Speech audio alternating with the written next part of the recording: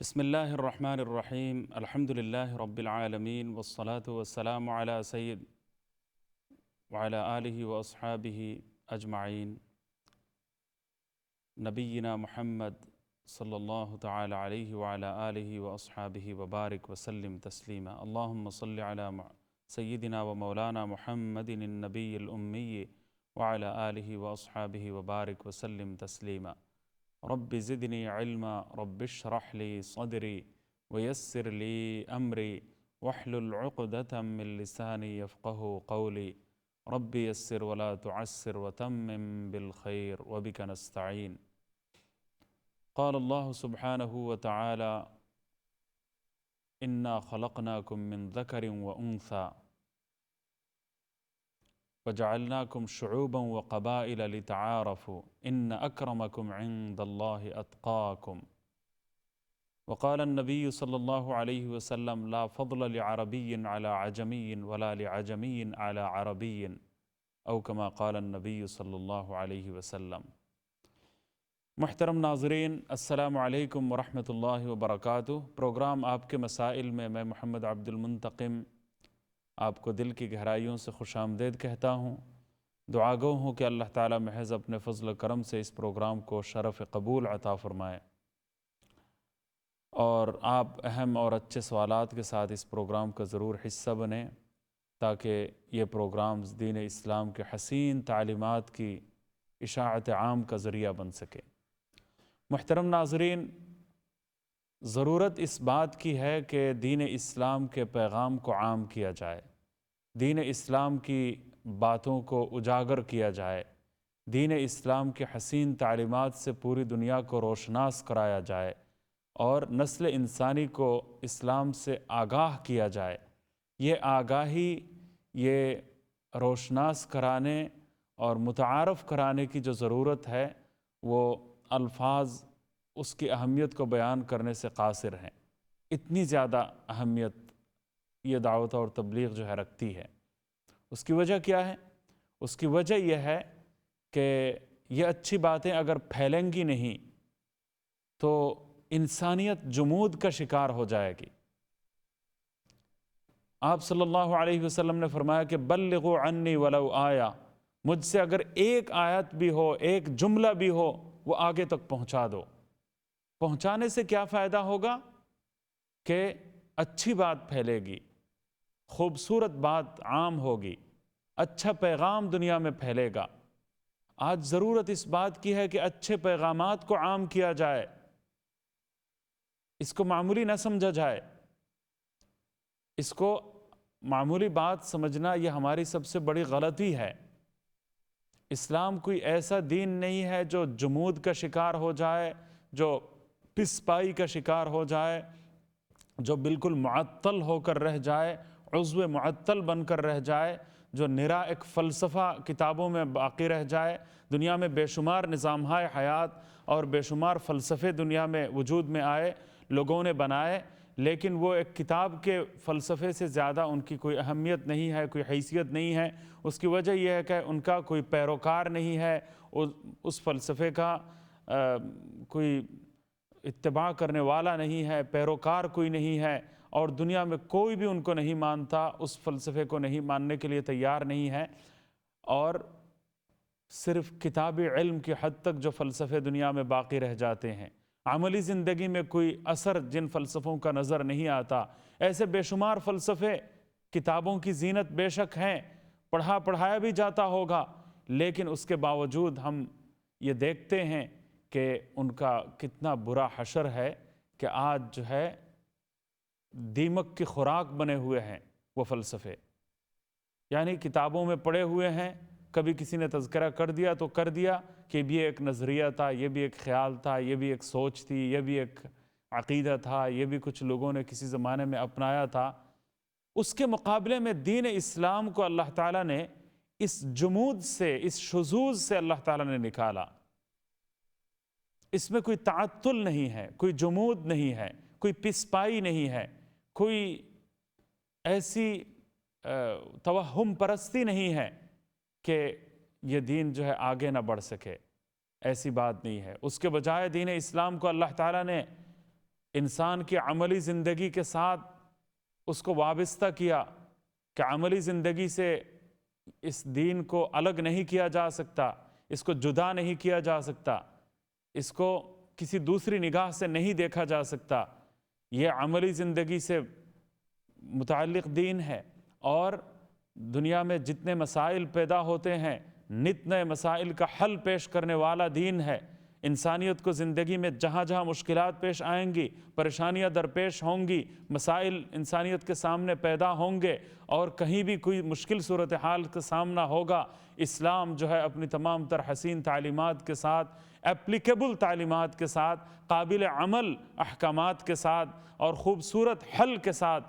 ہر آن، ہر تاریخ کے موڑ پر، ہر اہم موقع پر اور ہر مسئلے کے حل کے لیے تیار ہے۔ ایسا دین اللہ تعالیٰ نے ہمیں عطا فرمایا ہے۔ چنانچہ سائنسی ترقیوں نے دنیا کو حیران کر دیا، ششدر کر دیا۔ کتنے مذاہب ہیں، ان کے پرانے فلسفے کتابوں کی زینت بن گئے اور عملی زندگی میں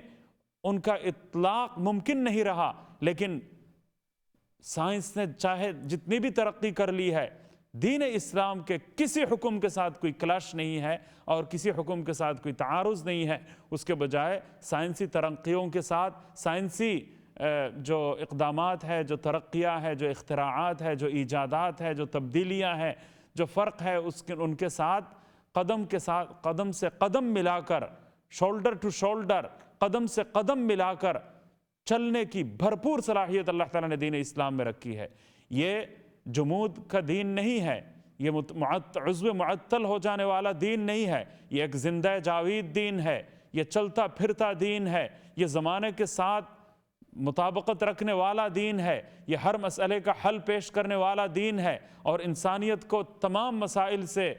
آگاہ کرنے والا دین ہے، اور ہر مشکل سے مشکل مسئلے کا حل پیش کرنے کی صلاحیت رکھنے والا دین دین اسلام ہے۔ اللہ تعالیٰ نے ایسا دین ہمیں دیا ہے، اور افسوس کی بات یہ ہے کہ زندگی کے تمام شعبوں سے متعلق آپ کے سوالات ہمیں ملتے نہیں ہیں۔ چند ایک شعبوں کے بارے میں آج کے مسلمان جو ہے وہ سوالات کرتے ہیں۔ اس سے اندازہ یہ ہوتا ہے کہ دین اسلام کی ہمگیریت، اس کی آفاقیت، اس کی جامعیت اور اس کی گہرائی اور وسعت کے بارے میں ہماری نظر میں کافی تنگی پائی جاتی ہے، ہماری سوچ میں ایسی تنگ نظری پائی جاتی ہے کہ اس پر افسوس ہی کیا جا سکتا ہے۔ اسلام دنیا میں جب آیا تو پوری دنیا میں اونچ نیچ کا سلسلہ جاری تھا، ذات پات کا فرق تھا، چھوت چھات کا فرق تھا، توہم پرستی تھی، عقیدے کی خرابی تھی، باطل عقیدے چاروں طرف پھیلے ہوئے تھے، بیہودہ رسمیات تھی اور بیہودہ قسم کے خرافات عقائد میں داخل ہو گئے تھے، اور انسانوں میں امیر اور غریب کے درمیان فرق تھا، ظالم اور مظلوم کے درمیان فرق تھا، حاکم اور محکوم کے درمیان فرق تھا، گورے اور کالے میں فرق تھا۔ ایسے امتیازات تھے اور ایسی تفریقات تھیں اور انسانیت میں ایسی فصیلیں پیدا کر دی گئی تھی کہ دنیا میں ہر بڑا جو ہے چھوٹے پر ظلم کرتا ہوا نظر آتا تھا، ہر طاقتور اپنے سے کمزور پر ظلم کرنے پر تلا ہوا نظر آتا تھا، اور ہر جگہ انسانیت کے درمیان فرق روا رکھا جاتا تھا، امتیازات بے شمار پیدا کر دیے گئے تھے، شہری اور دیہی کے درمیان فرق نمایاں نظر آتا تھا، امیر اور غریب کے درمیان فرق تھا، متکبرین ایک طرف تھے، مستضعفین دوسری طرف تھے، اور امیر اور کبیر اور غریب لوگوں کے درمیان ایک نمایاں فرق تھا۔ اس کے نتیجے میں انسانیت کے اوپر ظلم ڈھایا جاتا تھا، تفریق روا رکھی جاتی تھی، اور ہم کھلی نگاہوں سے یہ دیکھتے تھے کہ ایک اونچ نیچ، ذات پات، چھوت چھات اور انسانیت کے درمیان فرق روا رکھنے والے ناروا قوانین دنیا میں موجود تھے اور فرق موجود تھے دنیا میں۔ کوئی عرب جو ہے کسی عجم کو ماننے کے لیے تیار نہیں تھا، عربی جو ہے عجمی کو بڑا تسلیم نہیں کرتا تھا۔ وہ عجم لفظ عجم کا معنی گونگا، کیا مطلب؟ یہ گونگا پن، وہ گویا عرب دوسروں کو گونگے سمجھتے تھے کہ زبان اگر ہے تو وہ ہماری ہے، اور باقی جو ہے وہ کوئی زبان ان کے پاس نہیں ہے، وہ سارے گونگے ہیں۔ اسی سے عرب اور عجم کا لفظ وجود میں آیا کہ ہم عرب ہیں اور تم عجم ہو۔ یہ فرق پیدا کر دیا گیا تھا پوری دنیا میں۔ امیر جو ہے وہ ظالم بنا ہوا تھا، اور آج بھی ہم دیکھتے ہیں جاہلیت کی مختلف رسمیں گاؤں میں، دیہاتوں میں، دیہی علاقوں میں آپ کو بڑے بڑے زمیندار اور بڑے بڑے مالدار اور بڑے بڑے ایسے امیر کبیر لوگ ہوں گے کہ زمینیں جن کی بہت زیادہ ہیں، جائیداد جن کی بہت زیادہ ہیں، اور ان کی ماتحتی میں رعایا کام کرتے ہیں، وہ غلام بنے ہوئے ہیں۔ سیدنا فاروق اعظم حضرت عمر رضی اللہ تعالی عنہ نے اپنے ایک گورنر کے خلاف شکایت کی کہ ان کے بیٹے نے کسی کو کچھ کہہ دیا تھا، اور حضرت سیدنا فاروق اعظم حضرت عمر رضی اللہ عنہ نے اس گورنر صحابی کے اوپر ڈنڈے برسائے اور کہا کہ تمہاری گورنری کی وجہ سے تمہارے بیٹے کے اندر تکبر پیدا ہو گیا، غرور پیدا ہو گیا، ماؤں نے اپنے بچوں کو آزاد پیدا کیا، تم کون ہوتے ہو کہ آزاد جو بچے پیدا ہوئے ہیں ان کو تم غلام بنا لو۔ دنیا میں آزادی اور غلامی کا تصور تھا، کچھ لوگ آزاد تھے اور کچھ لوگ غلام تھے۔ حضرت فاروق اعظم رضی اللہ تعالی عنہ نے اسلام کی تعلیم کو واضح کرتے ہوئے دنیا کے سامنے یہ پیغام دیا کہ ماؤں نے بچوں کو آزاد پیدا کیا، تم کون ہوتے ہو کہ تم ان کو غلام بنا لو۔ یہ غلامی اور آزادی ایک جیسے انسانوں میں اس قسم کی تفریق کو اسلام کسی طور پر قبول کرنے کے لیے تیار نہیں ہے۔ یہ ناانصافی ہے، یہ ظلم ہے، یہ ناروا فرق ہے، اور یہ انسانیت میں ایسی تفریق کی کوئی گنجائش نہیں ہے۔ چنانچہ اسلام نے جب سب سے پہلا پیغام دیا، آپ صلی اللہ علیہ وسلم نے صفا کی پہاڑی پر کھڑے ہو کر تاریخ انسانیت میں جب سب سے پہلا خطاب فرمایا، سبحان اللہ العظیم، تو اس میں جو الفاظ تھے، یا ایہا الناس، اے دنیا کے لوگو، اے دنیا کے لوگو، ساری دنیا کے لوگوں کو ایک ساتھ خطاب کیا۔ اس سے پہلے قومیتیں ہوتی تھی، چھوٹی چھوٹی قومیتیں ہوتی تھی، برادری ہوتی تھی، کوئی کسی علاقے سے تعلق رکھتا تھا، کوئی دوسرے علاقے سے تعلق رکھتا تھا، کسی کا قد و قامت کچھ تھا، کسی کا قد و قامت کچھ اور تھا، تو اس میں فرق روا رکھا جاتا تھا، اور ہر نبی اپنے قبیلے کی طرف بھیجا جاتا تھا، تو اس لیے اپنے قبیلے سے وہ خطاب کرتا تھا، اپنی برادری سے خطاب کرتا تھا، اپنے ہم زبان لوگوں سے خطاب کرتا تھا، اپنی قوم کے لوگوں سے خطاب کرتا تھا۔ چنانچہ ہر نبی کے بارے میں فرمایا گیا ہے، قرآن کریم میں مختلف الفاظ آئے ہیں، یا قومی، یا قومی، اے میری قوم، اے میری قوم، اے میری برادری کے لوگ، اے میری زبان بولنے والے لوگ، اے میری رنگت رکھنے والے لوگ، اور اے میری مخصوص برادری کے افراد۔ ان سے ہر نبی خطاب کرتا ہوا نظر آتا ہے، لیکن تاریخ انسانیت میں لوگ یہ کہہ دیتے ہیں کہ انقلاب فرانس کے نتیجے میں دنیا تاریکی کے دور سے نکل کر روشنی کے دور میں گویا داخل ہوا، لیکن تاریخی طور پر یہ بات غلط ہے۔ تاریخ انسان ہمیں یہ بتاتی ہے کہ سب سے پہلے اس پوری انسانی تاریخ میں کسی نے اگر یا ایہا الناس کہتے ہوئے خطاب کیا تو وہ حضرت محمد الرسول اللہ صلی اللہ علیہ وسلم کی ذات گرامی تھی۔ آپ صلی اللہ علیہ وسلم نے ہر قسم کی انسانی تفریق کو بالائے طاق رکھ کر، ہر قسم کی انسانی تفریق سے اور ہر قسم کے انسانی امتیازات سے بالاتر ہو کر آپ صلی اللہ علیہ وسلم نے دنیا کو اور دنیا انسانیت کو سب سے پہلا پیغام یہ دیا کہ یا ایہا الناس، اے پوری دنیا کے تمام انسانوں، تم چاہے مشرق کے رہنے والے ہو، چاہے تم مغرب کے رہنے والے ہو، چاہے تم قطب جنوبی میں رہنے والے ہو، چاہے تم قطب شمالی میں رہنے والے ہو، چاہے تم درمیان میں رہنے والے ہو، چاہے دنیا کے کسی بھی گوشے سے اور کسی بھی خطے سے تمہارا تعلق ہو، چاہے تم کوئی بھی زبان بولتے ہو، چاہے تم کوئی بھی بات اور کسی انداز میں تم اپنی گفتگو پیش کرتے ہو، کوئی بھی تم رنگت رکھتے ہو، کسی بھی طرح کا قد و قامت تمہارا ہو، لیکن تم سارے کے سارے آدم اور حوا کے اولاد ہو، تمہارے درمیان کوئی فرق نہیں ہے، نہ بادشاہ اور رعایا کے درمیان کوئی فرق ہے، نہ امیر اور غریب کے درمیان کوئی فرق ہے، نہ چھوٹے اور بڑے کے درمیان کوئی فرق ہے، نہ طاقتور اور کمزور کے درمیان کوئی فرق ہے۔ تمام انسان آدم اور حوا علیہم السلام، آدم اور حوا کی اولاد ہونے کے ناطے سارے انسان برابر ہے۔ اس برابری کو دنیا میں سب سے پہلے قائم کیا اور آواز لگائی کہ یا ایہا الناس۔ دنیا میں قومیتیں پروان چڑھ رہی تھیں، زبانوں کی بالادستی ہمیں نظر آ رہی تھی، زبانوں کے امتیازات نظر آ رہے تھے، نسلی تعصبات کا دورہ تھا، اور آج بھی ہم یہ باتیں دیکھ رہے ہیں کہ شہری اور دیہی میں فرق پیدا کیا جا رہا ہے، اور ایک جغرافیائی حدود کی بنیاد پر، یہ جغرافیائی حدود تو انسانوں نے بنائی ہیں، ان حدود کی بنیاد پر کسی قسم کی تفریق کو اسلام روا نہیں رکھ سکتا۔ سبحان اللہ۔ حجۃ الوداع کے موقع پر آپ صلی اللہ علیہ وسلم نے واضح لفظوں میں یہ اعلان فرمایا کہ آج سے جاہلیت کی تمام قدروں کو میں پیروں تلے رونتا ہوں، جاہلیت کی تمام قدروں کو میں پیروں تلے روند رہا ہوں، اور اب سے جاہلیت کی کوئی قدر، جاہلیت کی اقدار پروان نہیں چڑھ سکتی، ان کی کوئی گنجائش اسلام میں نہیں ہے۔ یہ سب جاہلیت ہے، اور یہ سب فرسودہ باتیں ہیں، اور یہ سب ناروا اور بے انصافی کی باتیں ہیں، اور ظالمانہ باتیں ہیں، اور ظالمانہ قدریں ہیں، ان کو کبھی بھی پنپنے نہیں دیا جائے گا، اور میں ان کو پیروں تلے آج سے رونتا ہوں۔ انسانی مساوات کا اعلان کیا، مواسات کا اعلان کیا، ہمدردی اور غمخواری کی بنیاد پر اعلان کیا، اور فرمایا، واضح اور دو ٹوک لفظوں میں اعلان فرمایا کہ آج سے نہ کسی عربی کو کسی عجمی پر فضیلت حاصل ہے، نہ کسی عجمی کو کسی عربی پر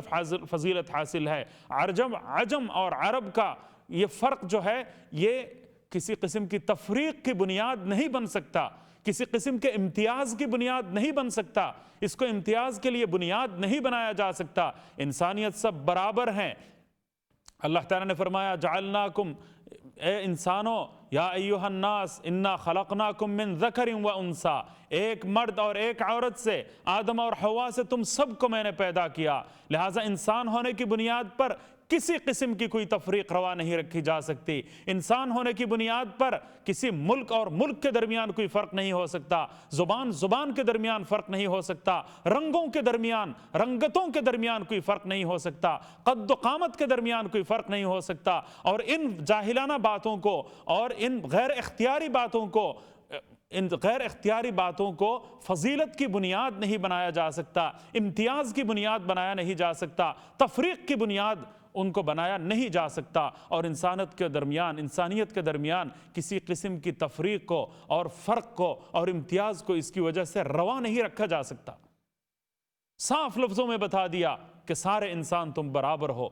اور آج سوشل گلوبلائزیشن کے دور کا اعلان ہوا چاہتا ہے، اور آج سے جو ہے یہ تفریقیں ختم ہے، پوری انسانیت ایک جیسی ہے، اور سب جو ہے وہ آپس میں برابر ہیں۔ آدم اور حوا کی اولاد ہونے کی بنا پر اس میں کسی قسم کی تفریق کو روا نہیں رکھا جا سکتا۔ کوئی سفید رنگ کا حامل انسان کسی کالے انسان کو بری نگاہ سے نہیں دیکھ سکتا، اس کو ہیٹ نہیں کر سکتا، اس کی کوئی گنجائش نہیں ہے، نہ انصاف اس کی اجازت دیتا ہے، نہ قانون اس کی اجازت دیتا ہے۔ اسلام نے اس کو قطعی حرام قرار دیا ہے، اور فرمایا کہ ان اکرمکم عند اللہ اتقاکم، اللہ کے نزدیک سب سے زیادہ مکرم، اللہ کے نزدیک سب سے زیادہ محترم وہ ہے جو اللہ کا فرما بردار ہوگا، جو تقوی کی زندگی اختیار کرنے والا ہوگا، جو تقوی اختیار کرے گا، متقی جو بن جائے گا، اللہ کے فرامین کو، اللہ کے اوامر کو وہ مانے گا، اور اللہ کے نواہی سے وہ اپنے آپ کو باز رکھے گا۔ یہ اس اصول کی بنیاد پر، اس کسوٹی کی بنیاد پر جو کامیاب اترے گا، اللہ کے نزدیک وہ سب سے زیادہ محترم، وہ سب سے زیادہ مکرم ہے۔ قرآن کریم نے دوسری جگہ پر فرمایا، وَلَقَدْ كَرَّمْنَا بَنِي آدم، میں نے بنی آدم کو، آدم کی اولاد کو محترم بنایا، مکرم بنایا، معزز بنایا۔ سبحان اللہ، اسلام نے ایسے ایسے الفاظ استعمال کیے، ایسے ایسے اصول مہیا کیے کہ دنیا میں مختلف نظریات انسانوں کی تفریق کو ختم کرنے کے لیے وجود میں آئے۔ بہت ساری باتیں لوگوں نے بتائیں، بہت سارے اصول اور قانونی شق پیدا کی گئی، بنائی گئی، لیکن تمام شقوں کو آپ جمع کر لیں، تمام قانونی مندرجات کو آپ یکجا کر لیں، اور تمام قانون کے دفعات کو آپ یکجا کر لیں، میں قسمیہ طور پر کہہ سکتا ہوں کہ وَلَقَدْ كَرَّمْنَا بَنِي آدم، یہ جو قرآن نے ایک جملہ کہا، اس سے اوپر پوری دنیا کی کوئی تحقیق نہیں جا سکتی، کوئی فلسفہ اس سے آگے نہیں جا سکتا۔ وہ ایک جملہ کہا۔ ڈیموکریسی کے مختلف صورتیں اور مختلف شکلیں ہیں، جمہوریت اور ڈیموکریسی کی باتیں کی جاتی ہیں، دنیا میں تقریباً 5 قسم کی جمہوریتیں چل رہی ہیں، یا ایک نظام اور نظریہ پایا جاتا ہے، اور بے شمار قوانین اور بے شمار دساتیر، دستور موجود ہیں، کانسٹیٹیوشن موجود ہیں۔ پریسیڈنشیل جمہوریت کا ایک الگ انداز ہوتا ہے، اور پارلیمنٹرین جمہوریت کا ایک الگ انداز ہوتا ہے، ایک پارلیمانی نظام ہوتا ہے، ایک صدارتی نظام ہوتا ہے۔ فرانس وغیرہ کی جمہوریت اس میں کچھ ایک فرق ہے، اور برطانیہ کی جمہوریت میں اور امریکہ کی جمہوریت میں فرق ہے، لیکن دنیا میں یہ سارے نظام انسانوں نے بنائے۔ ان تمام نظام ہائے زندگی کا، ان تمام نظام ہائے سیاست کا آپ مطالعہ کر لیجئے، وَأَمْرُهُمْ شُورَى بَيْنَهُمْ سے آگے یہ سارے فلسفے جا ہی نہیں سکتے، ممکن نہیں ہے۔ وَشَاوِرْهُمْ فِي الْأَمْرِ اور وَأَمْرُهُمْ شُورَى بَيْنَهُمْ کے جو تاریخی الفاظ قرآن کریم نے دہرائے ہیں، ان الفاظ سے آگے کوئی جا ہی نہیں سکتا۔ کوئی بھی فلسفہ بنا لیا جائے، کوئی بھی منطق ایجاد کر لی جائے، کوئی بھی نظام زندگی وضع کر لیا جائے، لیکن وَأَمْرُهُمْ شُورَى بَيْنَهُمْ سے آگے بات جا ہی نہیں سکتی۔ وہ ایک جملے میں اللہ تعالیٰ نے جو کچھ بتا دیا وہی آخری ہے، وہی حرف آخر ہے۔ تم اس سے آگے جتنی اپنی عقل کا گھوڑا دوڑا لوگے اور جتنی اپنی عقل نارسا سے کوششیں کر لوگے اور جتنے قانونی دفعات تم بنا لوگے، لیکن وَأَمْرُهُمْ شُورَى بَيْنَهُمْ سے آگے تم جا ہی نہیں سکتے۔ تکریم انسانیت کے لیے جو کچھ تم سوچ لوگے وَلَقَدْ كَرَّمْنَا بَنِي آدم، یہ تمہارا حرف آخر ہوگا، اس سے آگے کوئی بڑھ ہی نہیں سکتا۔ یہ اسلام کی آفاقیت ہے، یہ اسلام کی جامعیت ہے، یہ اسلام کی ہماگیریت ہے، یہ اسلام کے قیامت تک چلنے والے اور جاری رہنے والے اور اپلیکیبل دین ہونے کی بین دلیل ہے، کھلا ثبوت ہے کہ اسلام نے ایسے آفاقی اصول مہیا کیے ہیں کہ سبحان اللہ رہتی دنیا تک تمام انسان اپنے تمام مشکلات اور تمام مسائل کے حل کے لیے ان اصولوں سے بڑھ کر پائیدار، زندہ جاوید اور بہترین اصول اور دنیا میں مل ہی نہیں سکتے۔ کیا عقل کا گھوڑا دوڑا لوگے؟ قرآن پڑھ لو، سارے مسائل کا حل تمہیں مل جائے گا۔ سال ہر سال کی کوششوں کے نتیجے میں قوانین ہیں جو بن رہے ہیں، تبدیلیاں اس میں لائی جا رہی ہیں،